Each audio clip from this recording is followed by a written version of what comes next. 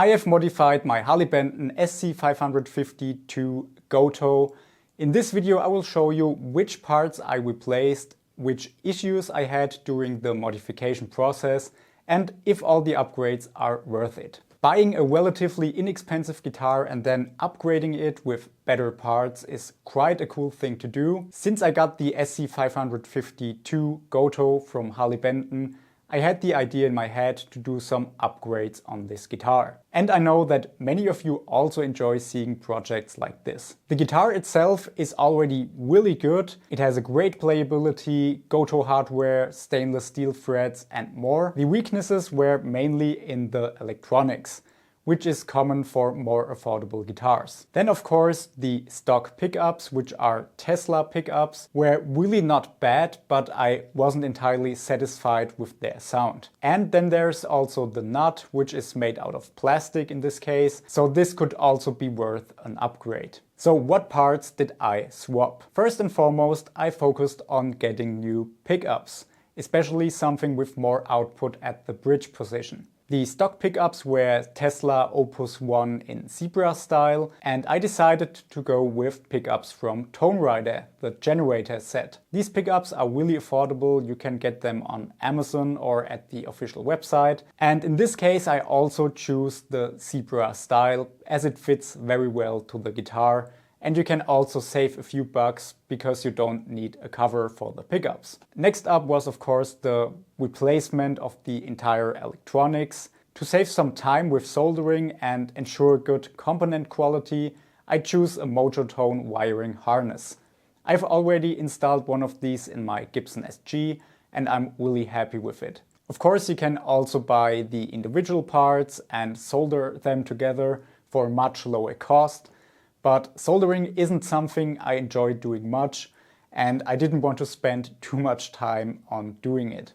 I also considered replacing the nut, but for now I decided to not replace it, as I don't really see a reason to do it. The guitar holds its tuning quite well, and I don't think a different nut would make a huge sound difference. However, I might change it in the future, who knows. Okay, so these are the parts that I've installed. Now you will see a bit of a time lapse of the process. First I removed the pots, the output jack and the toggle switch. Then I took off the strings and removed the pickups.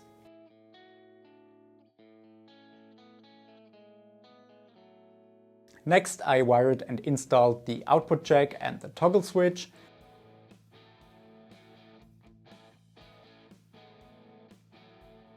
And after the first attempt to put in the MojoTone wiring harness, I got the first little problem.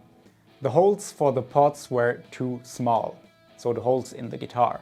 As far as I remember, the Harley Benton had 8mm holes, and I had to enlarge them to 10mm to fit in the MojoTone pots. The drilling isn't a big deal, so you just have to be a little bit careful with the finish that you don't make any damage. And I also forgot to film that part.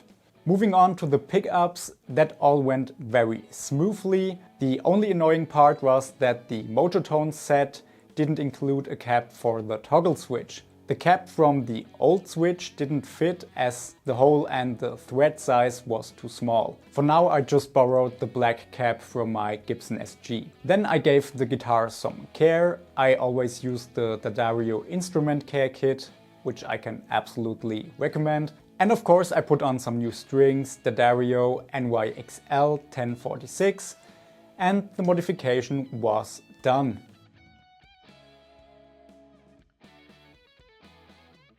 A quick note before I show you how the guitar sounds now. The MojoTone harness is wired in the 50s wiring style. This means there won't be any tonal difference as long as you have the tone and volume knobs turned all the way up. However, when you roll back the guitar's volume knob, the sound won't lose its highs and it remains clear. In addition, the tone knob works a little bit different when your guitar's volume is not on 10, so somewhere in between 0 and 10. The tone knob does not immediately cut the high frequencies. it instead reduces the mids first. I really like that as I use the guitar's volume knob a lot, and I'm also already familiar with this wiring from my Gibson SG. Now here are a few sound examples of how the guitar sounds now after the modification.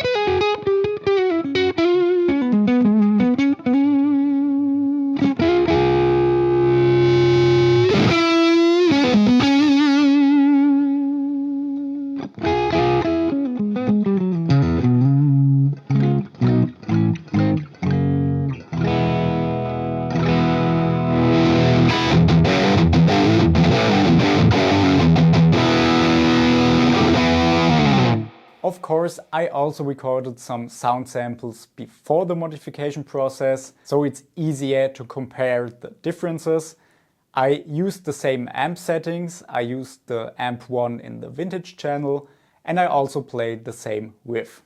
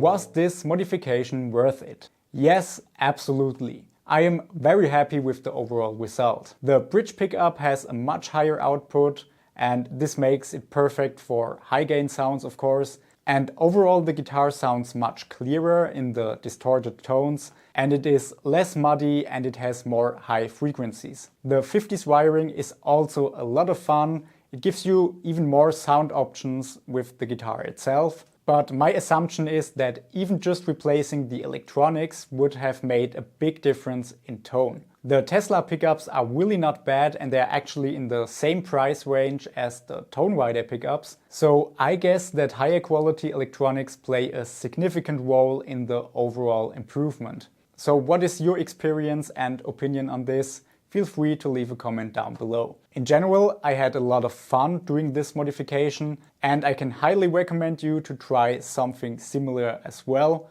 Of course, you should have some basic DIY skills. Alright, you can find all relevant links down in the video description. Don't forget to hit the like button if you enjoyed this video, and also don't forget to subscribe to my channel if you are new here, so that we can see each other in the next video.